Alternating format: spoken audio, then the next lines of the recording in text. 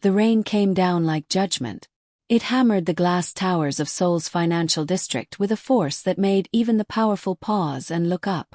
Neon signs blurred into watercolor streaks. The streets below transformed into rivers of red taillights and reflected ambition. Inside the gleaming lobbies, security guards checked their phones. Executives delayed their departures. The city that never truly slept had been forced into a moment of stillness. But Isabel Johnson didn't have the luxury of waiting. She ran through the downpour with her jacket pulled over her head, the thin fabric already soaked through. Her canvas bag, packed with cleaning supplies, 2 borrowed textbooks, and a Tupperware container that had held her lunch 8 hours ago, slapped against her hip with each stride. Water filled her cheap sneakers. She could feel blisters forming. She was already 20 minutes late. The Hamilton Tower rose ahead of her like a monument to everything she would never be. 70 stories of steel and glass, home to 3 multinational corporations and more wealth than her entire neighborhood would see in a generation. She worked on the 43rd floor. Not in the offices. In the spaces between them. The bathrooms. The break rooms. The places where important people never looked twice. Isabel pushed through the service entrance, breathing hard. The security guard, Mr. Kim, one of the few people in the building who acknowledged her existence, looked up from his newspaper. "You're late," he said in Korean-accented English. Not unkind, just fact. "I know." The bus broke down. She pushed wet braids back from her face. "Is Mrs. Kong still here?" "Conference room C. She's been asking for you." Isabel's stomach dropped. Mrs. Kong was the cleaning service supervisor. A woman carved from disappointment and rigid schedules. Being on her bad side meant fewer hours. Fewer hours meant she couldn't make rent. She took the service elevator up, watching the numbers climb. 41, 42, 43. The doors opened onto a hallway she knew by heart. Sleek hardwood, recessed lighting, abstract art that probably cost more than her annual salary. She'd cleaned these halls 5 nights a week for 8 months. Sometimes she wondered if the people who walked here during the day ever thought about who kept their world pristine. She doubted it. Mrs. Kong stood outside conference room C, arms folded. She was a small woman, but she carried herself like a general. 23 minutes, she said in Korean. Then, switching to English because she knew Isabel was still learning. "Unacceptable. I'm sorry. It won't happen again. It happened last week. And the week before." Mrs. Kang's eyes were hard. "You have tomorrow night and Friday. After that, I'm giving your weekend shifts to Minji." The words hit like a physical blow. Isabel needed those weekend shifts. They were the difference between paying her utilities and choosing between heat and light. "Please. I need. Everyone needs." Mrs. Kong turned away. "Conference room C needs to be perfect in 1 hour. VK Industries is hosting a private client meeting at 7 a.m. The chairman himself will be present." Isabel knew better than to argue. She nodded, swallowed the knot in her throat, and grabbed her cleaning cart from the supply closet. Conference room C was the largest on the floor. Floor-to-ceiling windows overlooking the city. A table that could seat 20, carved from a single piece of dark wood. The kind of room where decisions worth millions were made over coffee and controlled voices. She started with the windows, spraying and wiping in practice strokes. Outside, the rain continued its assault. Lightning flickered in the distance. She could see her own reflection in the glass. A small, tired figure in a blue uniform, barely visible against the glittering city beyond. How did I end up here? The question surfaced before she could stop it. 2 years ago, she'd been a junior at Howard University, studying international business. She'd had a plan. She'd had a future. Then her mother got sick. Stage 4. The kind of sick that ate through savings and then devoured dreams. Isabel had come home. Dropped out. Worked 3 jobs. It hadn't been enough. Her mother died 6 months later, leaving behind medical debt that followed Isabel like a shadow. A friend from church, someone who'd moved to Korea years ago, had suggested she come to Seoul. Teaching English, the friend said. Good money. New start. But Isabel's student visa had expired mid-semester. No degree meant no teaching position. She'd taken the first job she could find, then the second, then the third. The cleaning work was supposed to be temporary. That was 8 months ago. She finished the windows and moved to the table, polishing the wood in careful circles. She tried not to think about the scholarship letters she'd received her freshman year. The professors who'd said she had potential. The version of herself who'd believed them. Focus. Just focus. She was polishing the chairs when she heard it. A soft electronic chime. She looked up. On the far end of the table sat a laptop. Slim, expensive, closed. Someone had left it behind. Isabel glanced at the door. The hallway was empty. She approached the laptop carefully, as if it might bite. There was a small engraved nameplate on the cover. VK Industries. Executive use only. Her heart rate picked up. This wasn't just any laptop. VK Industries owned the building. They were one of the most powerful conglomerates in Korea. Semiconductors, construction, pharmaceuticals. The kind of company that shaped economies. Someone important had left this here. She should report it. Bring it to Mrs. Kong. Let the proper channels handle it. But as she reached for her phone, her cleaning cart shifted. The wheel, already loose, caught on the table leg. The cart lurched. Her elbow hit the laptop. Time slowed. The computer slid across the polished wood, tipped over the edge and fell. The sound of it hitting the hardwood floor was like a gunshot in the silent room. No. No, no, no. Isabel dropped to her knees. The laptop lay face down, one corner dented. She picked it up with shaking hands and tried to open it. The screen flickered once, showed a pattern of fractured pixels, and went black. She tried the power button. Nothing. Her breathing came fast and shallow. This was it. This was how she lost everything. Fired from the one stable job she had. Maybe sued for damages. Maybe deported. She could leave it. Pretend she never saw it. Who would know? But even as the thought formed, she dismissed it. She'd been raised better than that. Her mother had taught her that character wasn't what you did when people were watching. It was what you did when you were alone with your choices. Isabel closed her eyes, took a breath, made a decision. She found a piece of VK Industries stationery in a drawer and wrote carefully, "To whom it may concern. I accidentally damaged this laptop while cleaning. It was entirely my fault. I take full responsibility. My name is Isabel Johnson. I work for SEOUL Premium Cleaning Services. You can reach me through Mrs. Kang's supervisor. I am deeply sorry." She placed the note on top of the damaged laptop, positioning it in the center of the table where it couldn't be missed. Then she finished cleaning the room with mechanical precision, even though her hands wouldn't stop shaking. What Isabel didn't know, couldn't know, was that conference room C had a security camera. A discreet lens built into the smoke detector, installed after a corporate espionage incident 2 years prior. And what she couldn't see was the man watching from his office 3 floors above. Kong Johan sat in the dark, his face illuminated only by the wall of monitors before him.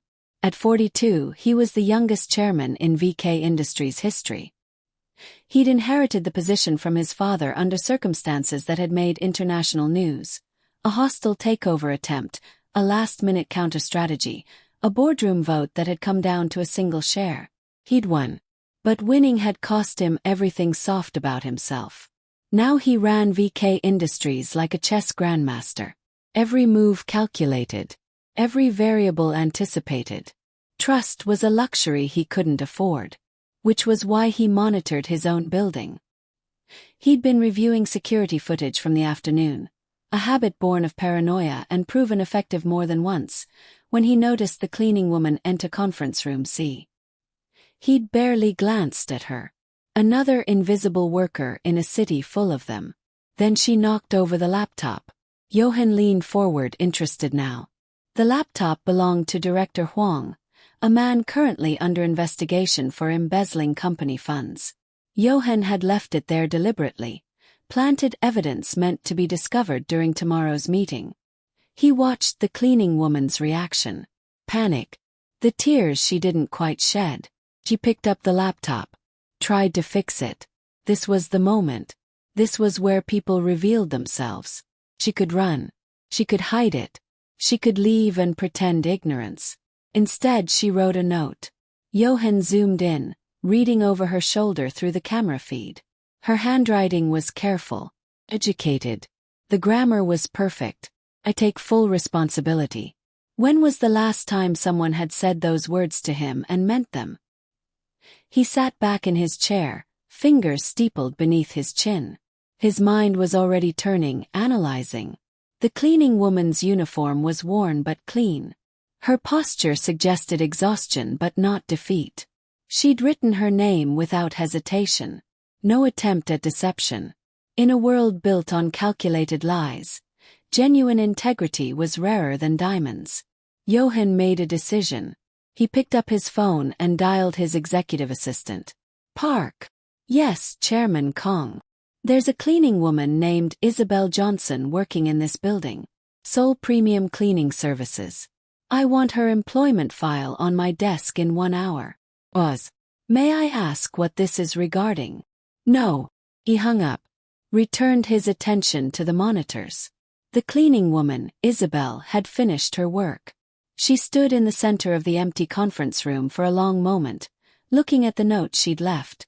Then she turned and walked away, shoulders squared despite everything. Johan watched until she disappeared from frame. Interesting. Isabel didn't sleep that night. She lay in her tiny apartment, barely more than a room with a hot plate and a shared bathroom down the hall, and stared at the ceiling.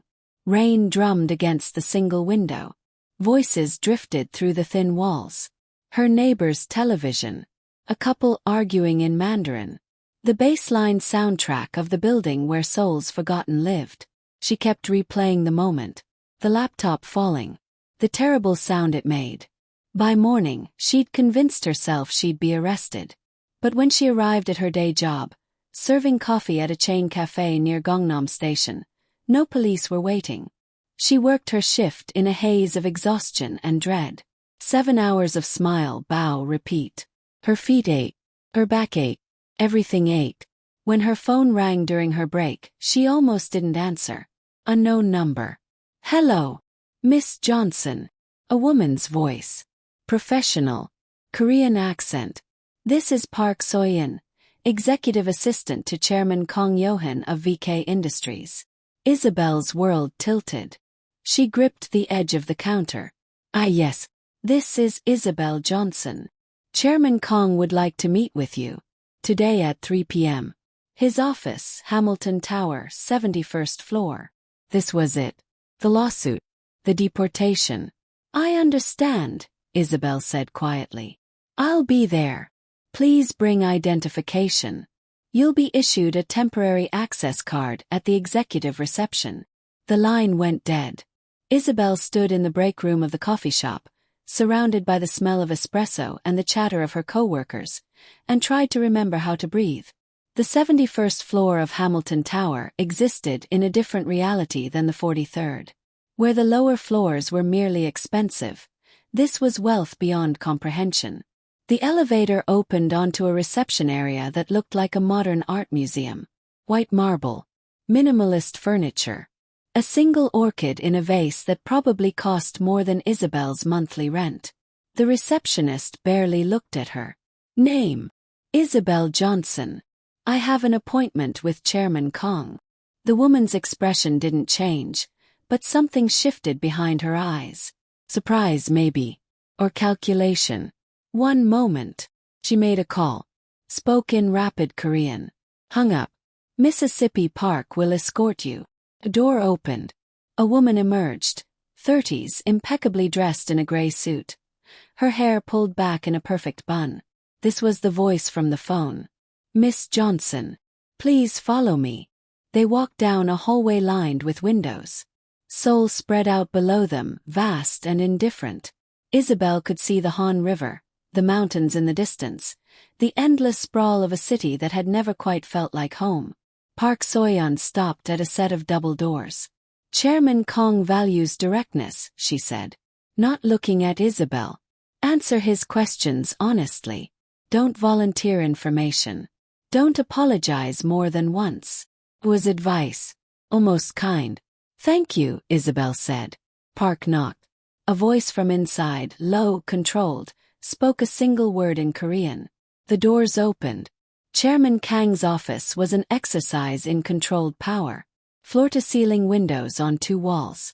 A desk that looked carved from volcanic glass. Shelves lined with books in Korean, English, and Japanese. And in the center of it all, behind that impossible desk, sat a man who made the room feel small. Kong Yohan looked exactly like his photographs, but photographs couldn't capture the weight of his presence. He was tall, she could tell even though he was seated. Sharp suit perfectly tailored. Dark hair swept back from a face that was all angles and control. But it was his eyes that stopped her. Dark and absolutely focused, like he could see through skin and bone straight to the truth underneath. "Miss Johnson," he said in perfect English. American accent, barely noticeable. "Please sit." She sat in the chair across from him. The leather was soft and cold. She kept her back straight, her hands folded in her lap. Refused to fidget. Kong regarded her in silence. 10 seconds. 20. Felt like an hour. Finally he spoke. "Do you know why you're here?" "I damaged your property." "The laptop in conference room C." "Director Huang's laptop," he corrected.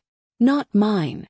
A distinction that felt important, though she didn't understand why. "I'm prepared to take responsibility," she continued. "I can pay for the damage. It might take time, but..." "The laptop was worth approximately 3 million won," Kong said. "At your current salary, that would take you roughly 4 months to repay. Assuming you didn't eat or pay rent." The precision of the calculation was somehow worse than anger would have been.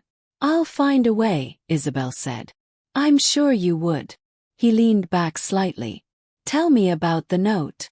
"Sir, you wrote a note. Taking responsibility. You didn't have to do that. The camera angles in that room don't capture the full table. You could have walked away. No one would have known. So there were cameras. Course there were. That wouldn't have been right," Isabel said simply. "Right." He repeated the word like he was testing its weight. "Interesting choice of framework. Most people in your position would consider what's safe. What's beneficial. You considered what's right. My mother raised me to tell the truth." Something flickered in his expression. Too fast to read. "Your mother was Evelyn Johnson. Stage 4 pancreatic cancer. Died 14 months ago in Washington, D.C. You dropped out of Howard University to care for her. Accumulated $63,000 in medical debt. Came to Korea 8 months ago on a tourist visa that expired 3 months ago." Isabel felt the blood drain from her face. He knew everything. Every failure. Every mistake. "You're wondering if I'm going to report you to immigration," Kong continued. His voice remained level. "Factual. You're wondering if this meeting is a trap." She said nothing. Confirmed nothing. But he could see the truth anyway. "I'm not interested in destroying you, Miss Johnson. I'm interested in understanding you." He opened a folder on his desk. "Your academic record was exceptional. Dean's List 3 consecutive semesters. Recommendations from 4 different professors. You were supposed to graduate summa cum laude. Things changed. Things always change. What matters is how we respond." He closed the folder. "You chose family over ambition. Sacrifice over self-preservation. And last night you chose integrity over safety. These are not common choices." Isabel's heart was pounding. She didn't understand where this was going. "I have a proposition," Kong said. "VK Industries is expanding our international partnerships division.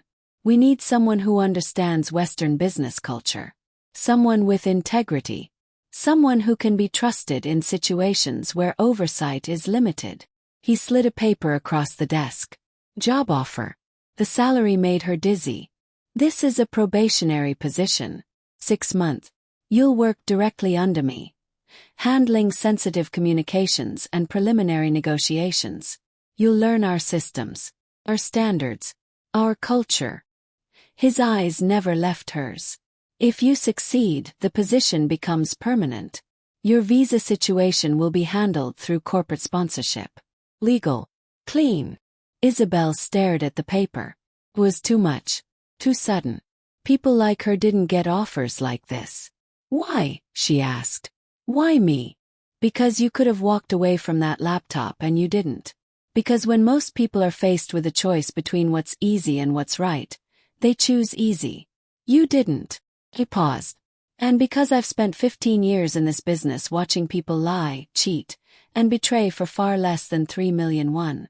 Integrity is the rarest commodity in this city. I'm willing to invest in it. Sounded too good.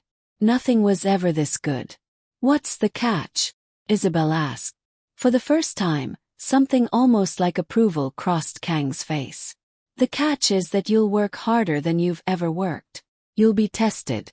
People will resent you, question you, try to undermine you. His voice hardened. This company has enemies outside and inside. If you take this position, you become part of that war. Are you prepared for that? Isabel thought about her apartment, the debt, the endless cycle of 3 jobs and still not enough. The version of herself she'd left behind at Howard. She thought about her mother, who'd worked 2 jobs her whole life and still found time to volunteer at the church. Who'd taught her that dignity wasn't something you were given, it was something you chose. She met Kong Yohan's eyes. Yes. He nodded once. Decisive. You start Monday. A.M. Mississippi Park will handle the paperwork and your orientation. He returned his attention to his computer. The conversation clearly over. Don't be late. Isabel stood. Bowed slightly. She'd learned that much in Korea. Thank you, Chairman Kong. She was at the door when he spoke again. Miss Johnson. He turned. The laptop you damaged contained evidence of embezzlement. Director Huang has been stealing from this company for 3 years. Because of your accident, he'll be arrested tomorrow instead of escaping to Singapore tonight. Kang's expression remained neutral. Sometimes destruction serves a purpose. Remember that. The next 72 hours passed in a blur of paperwork, medical checks, and orientation sessions. Park Soyeon proved to be efficient to the point of intimidating. She provided Isabel with a new phone, a company ID, and a list of expectations that filled 3 pages. You'll need appropriate clothing, Park said during one of their meetings. She looked at Isabel's discount store blouse with thinly veiled disapproval. Business formal. Conservative cuts. Nothing flashy. I'll send you a list of approved vendors. I can't afford.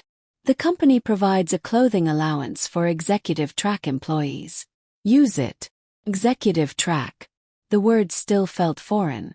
By Monday morning, Isabel stood in front of her tiny apartment mirror wearing a suit that fit properly for the first time in her life. Charcoal gray. Simple. Professional. She'd twisted her braids into a low bun. Minimal makeup. The woman looking back at her was a stranger. But maybe that was good. Maybe this was what transformation looked like. The executive floor was different when you arrived as an employee rather than a visitor. People nodded as she passed. Acknowledged her existence. It was disorienting. Her office was small but private, a miracle in the open-plan culture of most Korean companies. Desk. Computer. A window overlooking the city. The nameplate on her door read, Isabel Johnson, International Partnerships Associate. She ran her fingers over the letters. Felt the raised metal. Made it real. Enjoying the view. Isabel turned. A woman stood in her doorway. Late 20s, beautiful in the particular way SEOUL specialized in. Perfect skin. Designer dress. Smile that didn't reach her eyes. I'm Han Jae-woo, the woman said. Director of International Partnerships. Your supervisor. It's nice to meet you. Isabel offered her hand. Jae-woo took it. Her grip was cold. I'm sure Chairman Kong explained your role here, Jaiwoo continued, stepping into the office uninvited. You'll be handling preliminary communications, translation work, basic research. Nothing too complex. The dismissal was subtle but clear. I'm a fast learner, Isabel said. Of course. Jaiwoo's smile sharpened. Though I should mention, this division has a particular culture. We've all worked together for years. Trust takes time to build. I'm sure you understand. I do. Good. Jaiwoo glanced at her watch. Staff meeting in 15 minutes. Conference room B, don't be late. She left before Isabel could respond.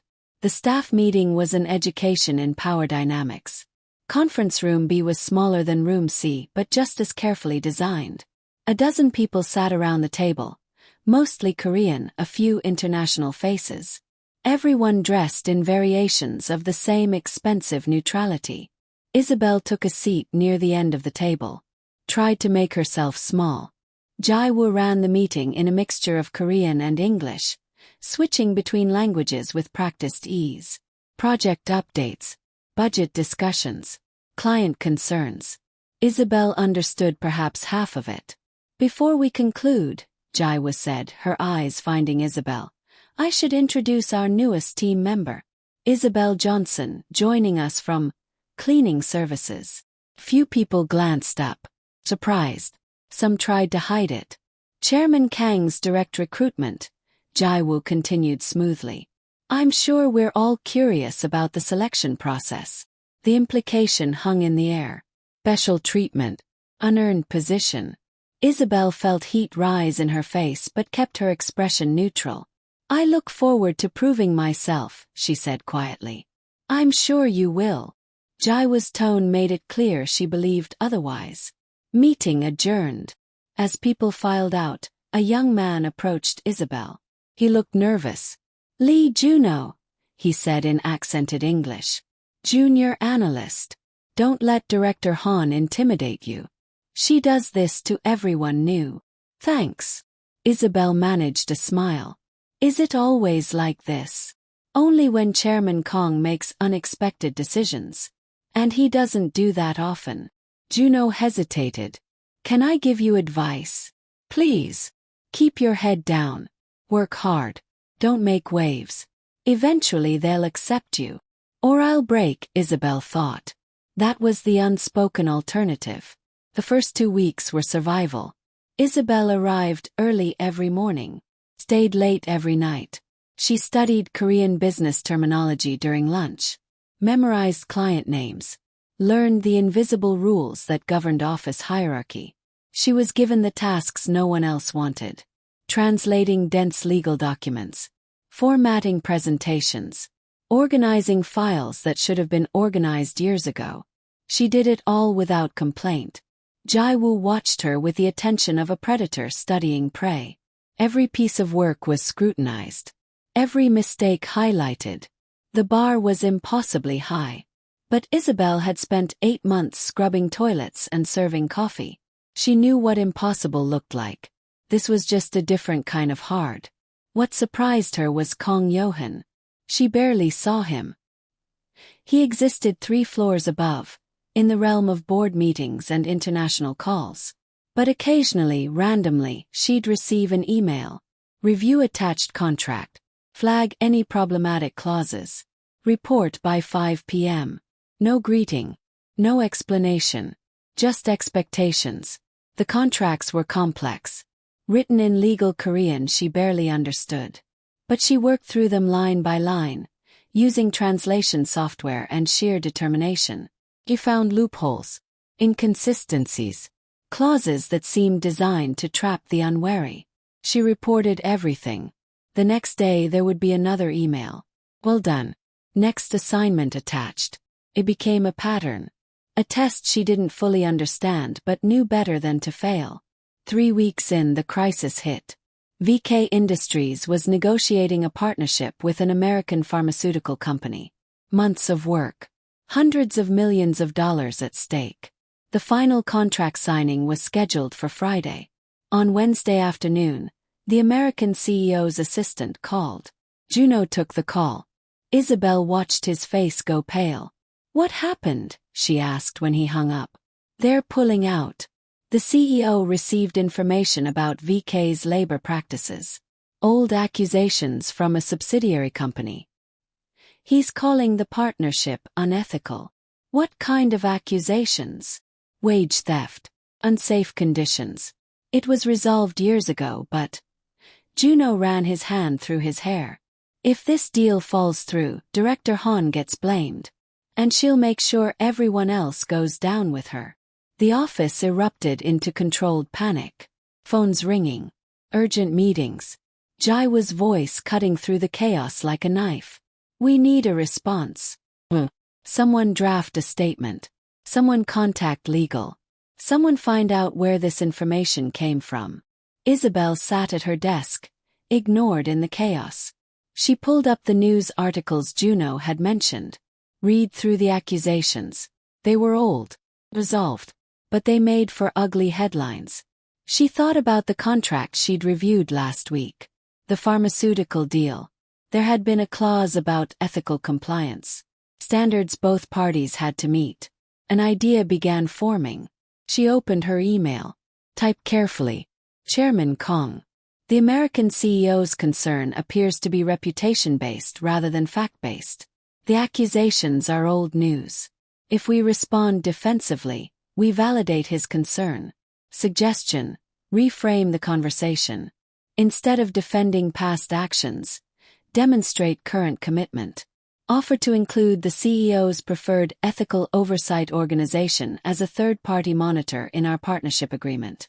Make transparency the selling point, not the obstacle. She read it 3 times. Almost deleted it twice. Then she hit send. 5 minutes later her phone rang. Internal line. Chairman Kang's office. Please come up immediately. When Isabel entered Kang's office, he wasn't alone. 3 men in expensive suits sat in the conversation area. Lawyers probably. Or board members. "Gentlemen, this is Miss Johnson," Kong said. "Repeat what you told me in your email." All eyes turned to her. Isabel's mouth went dry. But she'd come too far to freeze now. She explained her idea. The reframing. The third-party oversight. Making transparency a feature rather than a bug. One of the men frowned. "That shows weakness. It validates their concern." "It shows confidence," Isabel countered. "Only guilty companies fear oversight. We're proposing it voluntarily." "That's power." Kong said nothing. Just watched her with those dark, analytical eyes. "It could work," another man said slowly. "If we control the narrative." "Draft the proposal," Kong said. Not to them. To her. "You have 2 hours. Include specific oversight mechanisms. Reference international standards. Make it airtight." "Sir, I don't have the legal expertise." "Then learn quickly. Park will give you access to our legal database. Use it." He turned to the men. "We'll reconvene at 6 p.m. It was dismissal. Isabel left, her heart hammering. 2 hours. She'd never drafted a corporate proposal in her life. But she'd translated enough legal documents to understand the language. And she'd studied international business before her life had fallen apart. She pulled every resource she could find. Called Juno for Korean terminology. Cross-referenced 3 different ethical oversight organizations. Built the proposal piece by piece. At 5:58 p.m., she sent the final draft to Kang's email. Then she waited. At 6:47 p.m., her phone buzzed. "Present this to the American CEO tomorrow. 10 a.m. video conference. Dress professionally. No praise. No criticism. Just the next mountain to climb." The video conference was in a private meeting room. Isabel sat across from a camera, Kong beside her. On the screen, the American CEO appeared. Gray-haired, skeptical, clearly unimpressed. "I appreciate you making time for this call," Kong began. "Miss Johnson will walk you through our proposal." And just like that, the floor was hers. She'd practiced all night. Memorized every word. But when she started speaking, something else took over. Not memorization. Conviction. She explained the oversight mechanisms, the transparency protocols, how VK Industries was proposing to set a new industry standard. This isn't about defending past actions, she said. It's about defining future ones. You wanted assurance that your company's values align with your partners. We're offering verifiable proof. The CEO listened. Just hard questions. She answered them. At the end of 30 minutes, he leaned back. I'll need to discuss this with my board. But I'm impressed. This is more than I expected. After the call ended, Kong stood. Well done. 2 words. But from him they felt like a medal. The pharmaceutical deal closed the following week. VK's stock rose 3 points. Jai-woo took credit in the company newsletter. Isabel said nothing. But she noticed that people in the office started looking at her differently. Not friendly, but not quite dismissive either. Juno brought her coffee one morning. You're making enemies, he said quietly. I know. Director Han especially. She wanted you to fail. I know that too. Does it worry you? Isabel thought about it. About the choices that had brought her here. The laptop. The note. The decision to fight instead of disappearing. I've survived worse, she said. It was true. But she had no idea how much worse things were about to get. The attack came from an unexpected direction. A month after the pharmaceutical deal, Isabel was assigned to preliminary research for a European expansion project. It was routine work, compiling market data, summarizing regulatory requirements, building background briefs. She worked on it for 2 weeks. Careful, thorough, double-checked every source. The morning she submitted her report, Jai-woo called an emergency meeting. The entire International Partnerships division crowded into conference room B. The energy was wrong. Aggressive. Jai-woo stood at the head of the table. Her expression was cold fury. Someone, she said, has leaked confidential market analysis to one of our competitors. The European expansion project has been compromised. Our strategy is now public knowledge. Shocked murmurs. People looking at each other. The leak came from this division. From a report submitted this morning. Jai-woo's eyes found Isabel. Miss Johnson, you were the primary researcher on this project. Can you explain how your findings ended up in the hands of SEOUL Corporation? The room went silent. Isabel's mind raced. I don't understand. I never. The leaked document contains your research, your formatting, your sources. Jai-woo slid a folder across the table. IT traced it back to your computer. Isabel opened the folder. Inside was her report. Exact copy. But stamped with SEOUL Corporation's logo. I didn't send this to anyone, Isabel said.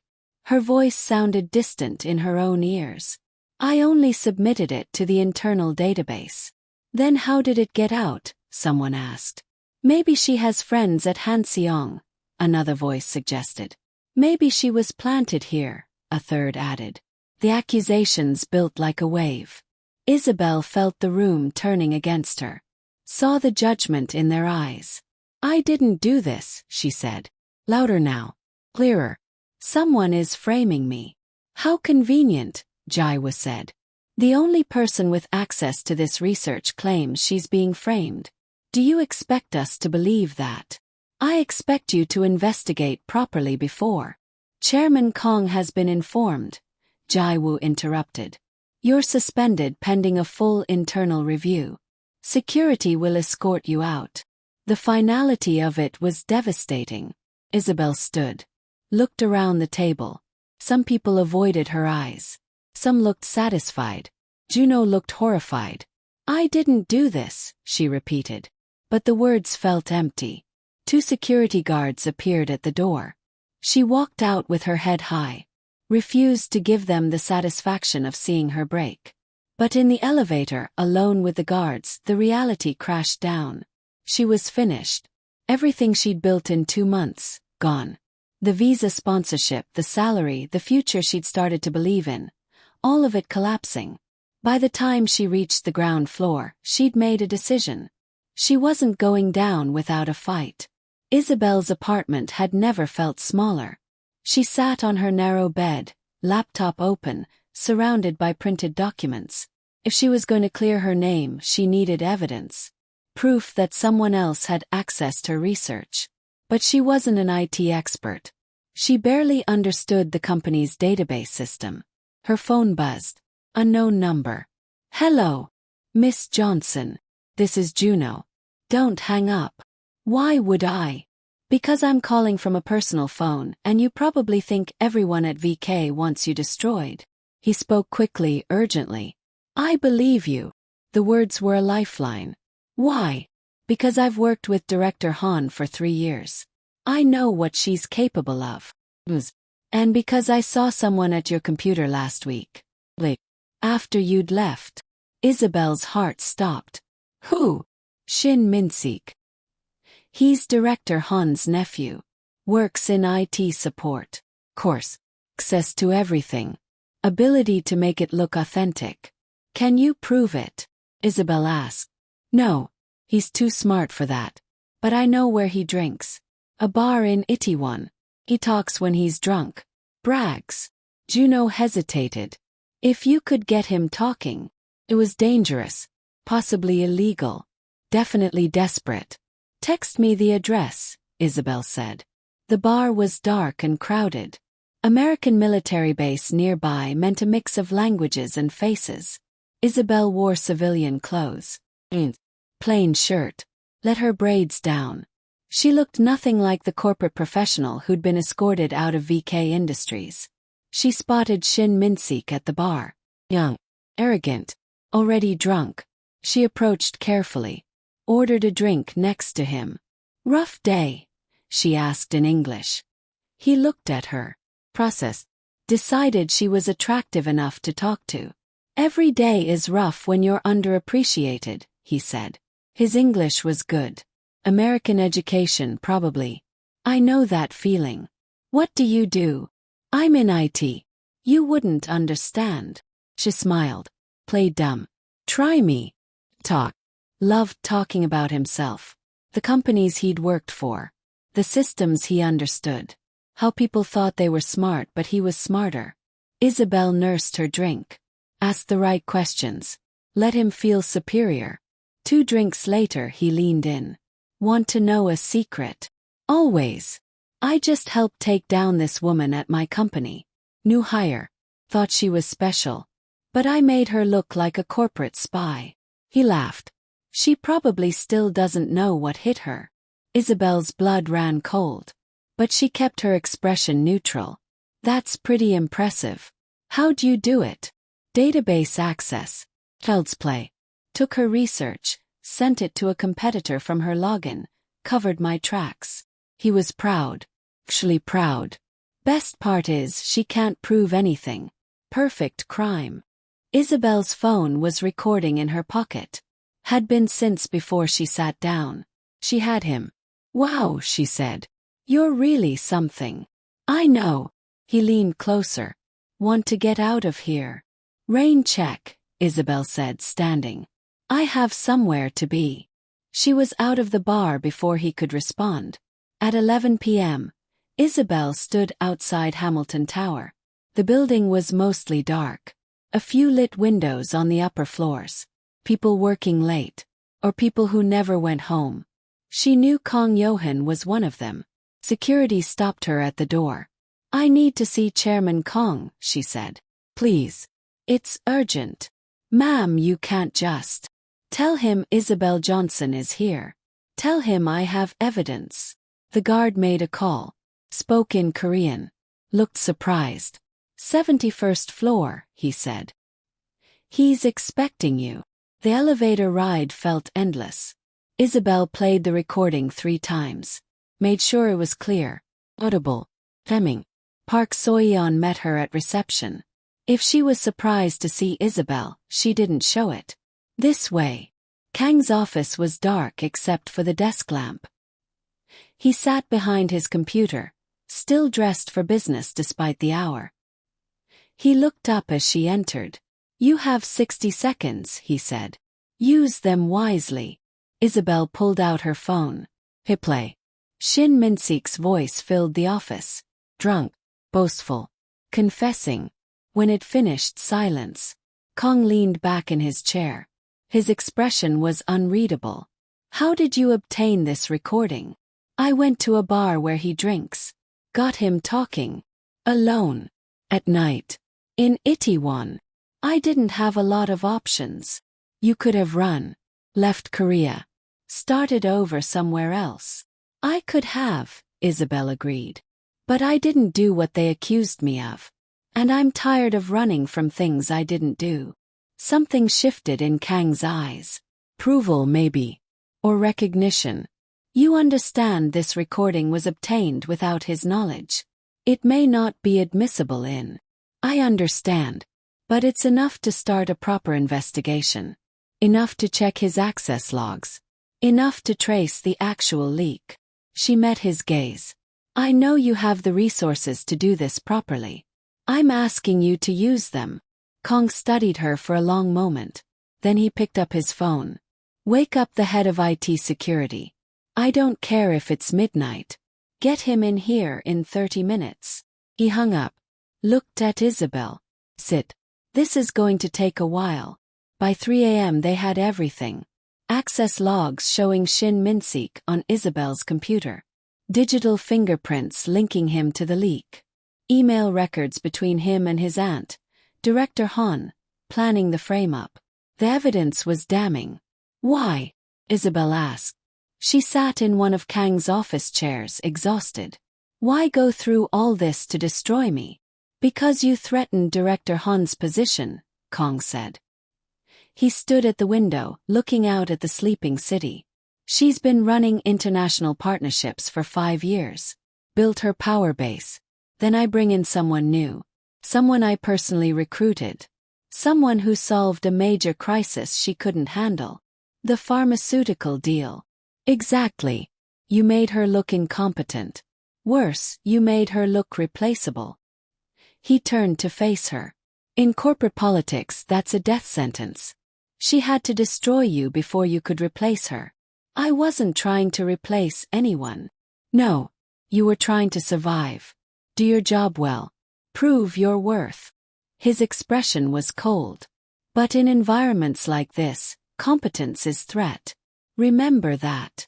So what happens now? Now. Kong returned to his desk.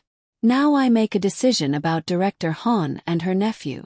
And about you. Isabel's stomach tightened. Me. You violated company policy by secretly recording someone. You went into a potentially dangerous situation without backup or approval. You operated outside proper channels. He paused. You also cleared your name and exposed a security breach that could have cost this company billions. I did what I had to do. Yes. He smiled slightly. It was the first time she'd seen him smile. That's exactly my point. You did what you had to do. Not what you were told to do. Not what was safe. What was necessary? He opened a folder. Director Han will be terminated effective immediately. Her nephew will face criminal charges for corporate espionage and computer fraud. The International Partnerships Division will need new leadership. You'll promote from within. No. I'm restructuring the entire division. Creating a new position. Executive Director of Strategic Partnerships. Someone who understands both Korean and Western business culture. Someone with integrity. He slid a paper across the desk. Someone like you. The job offer made the first one look modest. I'm not qualified, Isabel said. You're more qualified than anyone else I could hire. You've proven you can handle pressure. Think strategically. Fight when necessary. He leaned forward. Most importantly, you've proven you can be trusted. That's worth more than any credential. Isabel looked at the offer. The salary. Title. The future it represented. There's a target on my back now, she said slowly. Director Han had allies. They won't forget this. No, they won't. You'll make more enemies. Face more challenges. Some people will always see you as an outsider who doesn't belong. Kang's voice was steady. But you'll also have my full support. And in this company, that counts for something. She thought about her mother. About the choices that had brought her to this moment. The laptop. The note. The recording. Every time she could have run, she'd chosen to fight. When do I start? She asked. Monday. Same time. Different floor. He paused. And Miss Johnson. Get some sleep. You look terrible. It might have been the closest thing to concern she'd ever heard from him. The news spread through VK Industries like wildfire. Director Han terminated. Her nephew arrested. Isabel Johnson promoted to executive director. The reactions were predictable. Resentment. Whispered conversations in break rooms. But when Isabel walked into her new office Monday morning, larger, higher floor, actual view of the Han River, she found Juno waiting with coffee. Congratulations, he said. Thank you. For everything. I didn't do much. You believed me when no one else did. That was everything. He smiled. So what now? Now we rebuild this division properly. Hire people based on merit, not connections. Create systems that don't depend on one person's power. She looked out at the city. Change things. That's ambitious. Yeah. Isabel smiled. It is. 3 months later, the transformation was visible. The International Partnerships Division had doubled in size. New hires from 6 different countries. Projects in Europe, Southeast Asia, Africa. VK Industries was becoming genuinely global, not just Korean with international branches. Isabel worked 18-hour days. Traveled constantly. Negotiated deals that made the pharmaceutical partnership look simple. She was good at it. Better than good. But the cost was real. She had no social life. No time for anything except work. She'd moved to a better apartment but was never there. Sleep was a luxury. One Friday evening, after a particularly brutal week, she stayed late in her office. Everyone else had gone home. The building was quiet. She stood at her window, watching the city light up below. Seoul at night was beautiful. All those lights, all those lives, all that possibility. You're still here. He turned. Kong stood in her doorway. Suit jacket off. Tie loosened. Looking almost human. Finishing the quarterly report, she said. It can wait until Monday. I prefer to finish what I start. He entered her office. Stood beside her at the window. You've done well, he said after a moment. The division is outperforming every projection. The board is impressed. Thank you. That wasn't a compliment. It was an observation. He looked at her. But you should know, some board members are uncomfortable with your rapid rise. They question whether you're ready for this level of responsibility. Are you one of them? No. But I'm biased. Why? Kong was quiet for a long moment. When he spoke, his voice was different. Less controlled. More human. When I took over VK Industries, I was 38. Youngest chairman in company history. Half the board wanted me to fail. The other half was waiting for me to become my father. He paused. My father built this company through ruthlessness and fear. He believed trust was weakness. Loyalty was bought, not earned. He taught me that the only person you could rely on was yourself. Isabel listened.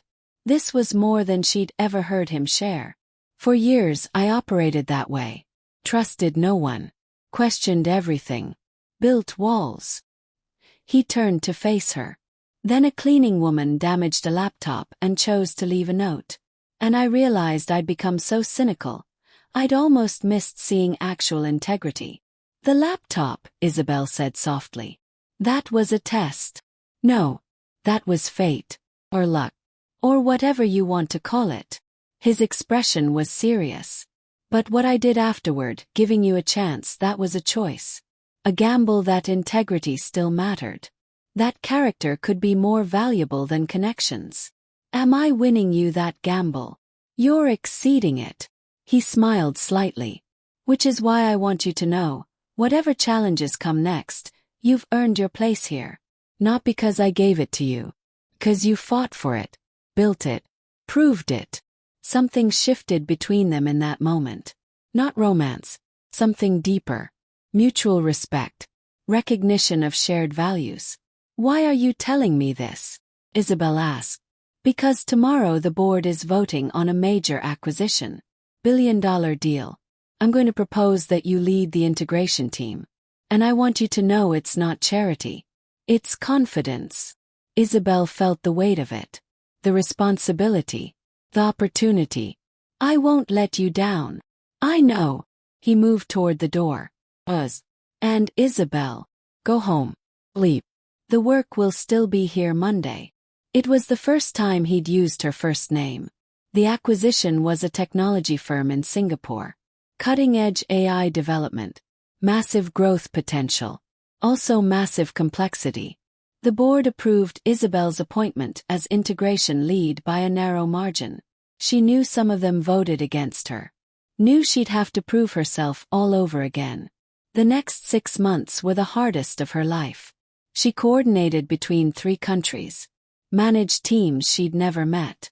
Dealt with cultural differences, technical challenges, legal complications. Worked through holidays. Slept on planes. But she also discovered something about herself. She was good at this. Not just competent. Actually good. She could read people. Understand motivations. Find common ground between opposing sides. Build consensus without sacrificing standards. The skills her mother had taught her, dignity, honesty, respect, turned out to be valuable in ways she'd never imagined. The acquisition closed successfully. Ahead of schedule. Under budget. VK's stock rose 8 points. This time there was no question who deserved credit. 1 year after the laptop incident, Isabel stood on the roof of Hamilton Tower. It was raining. Again. The same kind of storm that had driven her through the streets that night. The same heavy drops hammering the city below. But everything else had changed. She wore a suit that fit perfectly. Held a title that meant something. Had earned respect instead of stealing it. The door opened behind her. She knew who it was without looking. Kong joined her at the railing. He didn't mind the rain either. I thought I'd find you here, he said. Needed to think about how far I've come. How unlikely all of this was. She looked at him. How one decision, writing that note, changed everything. It wasn't the note, Kong said. It was who you are. The note was just proof. They stood in silence for a moment. The city stretched below them, vast and indifferent as always. I've been offered a position, Isabel said. Vice President of Global Strategy. Based in New York. Very prestigious. Very lucrative. She felt Kong tense slightly beside her. Congratulations. I turned it down. Now he looked at her. Surprised. Why? Because I'm not finished here. Because VK Industries took a chance on me when no one else would. Because, she paused. Because I believe in what we're building. Real integrity in business. Meritocracy that actually means something. Change that lasts. Those are the company's values. Not reasons to stay. They're your values, Isabel corrected. And I want to see where they lead. Kong was quiet for a long moment. You could have anything you want now, he finally said. Any position. Any company. Why stay with someone who'll never be easy to work for? Isabel smiled. Because easy was never the point. Lightning flashed in the distance. Thunder followed. My father used to say that rain reveals truth, Kong said. Washes away the superficial. Shows what's really underneath. What did he see? Weakness mostly. People who crumbled under pressure. He looked at her. But he was wrong about one thing. Rain doesn't just reveal weakness. It reveals strength too. The ability to stand when everything's washing away. Is that what you saw? That night with the laptop? That's what I see now. They stood together in the rain. 2 people who'd found something rare in a city built on transactions. Not romance. Not debt. Something more valuable. Partnership. Built on mutual respect and earned trust. The board is announcing a new C-suite position next week, Kong said. Chief Integration Officer. Responsible for all international expansion. It's yours if you want it. That's a board-level position. Yes. I've only been here a year. And you've accomplished what most executives don't achieve in 10. He turned to face her fully. I'm not offering this because I feel sorry for you. Or because I'm trying to keep you from leaving. I'm offering it because VK Industries needs what you bring. Vision beyond profit. Integrity beyond convenience. The ability to see people, really see them, and bring out their best. Isabel felt tears mixing with rain on her face. I don't know what to say. Say you'll stop doubting yourself. Say you'll own what you've earned. His voice was firm. Say you'll keep being exactly who you are, no matter how high you climb. She looked at him. This man who'd seen potential in a cleaning woman with a damaged laptop. Who'd gambled his judgment on integrity. Who'd defended her when everyone else wanted her to fail. I'll do more than that, she said. I'll make sure this company never forgets what you taught me. That character matters. That trust can be earned. That the right person in the wrong position is still the right person. Then we have work to do. They walked back inside together, leaving the rain behind. But Isabel would always remember this moment. Standing on a rooftop in a storm. Exactly 1 year after another storm had changed her life. Sometimes destruction served a purpose, Kong had said. Sometimes breaking was the first step to becoming unbreakable. 5 years later, Isabel Johnson sat in the chairman's office. Not as a visitor. As an equal. Chief Integration Officer. Board member. Partner in the truest sense. She'd helped transform VK Industries into a genuinely global company. Opened offices in 12 countries. Created programs that hired based on merit rather than connections. She'd also paid off her mother's medical debt. Donated to Howard University in her mother's name. Helped other international workers navigate Korea's complex system. The girl who'd cleaned toilets was now someone who changed systems. But she never forgot where she'd started. On her desk, in a simple frame, was a piece of paper. The note she'd written that rainy night. Kong had kept it. Given it to her on her 5th anniversary with the company. I take full responsibility. 5 words that had changed everything. The door opened. Kong entered. Older now, gray at his temples, but still carrying that same focused intensity. The Singapore team is ready for the call, he said. Good. Let's show them what integrity looks like in action. They worked together like they always had. 2 people from completely different worlds who'd found common ground in shared values. Outside it started to rain. Isabel smiled. Some storms destroyed. Others revealed. And the best ones, the ones that mattered, did both. She'd been destroyed and revealed in the same storm. Lost everything and found herself. And she'd learned the most important lesson of all. Character wasn't what you had when things were easy. It was what you chose when they were hard. The rain hammered the windows. The city glittered below. And Isabel Johnson, who'd once been invisible, stood at the center of it all.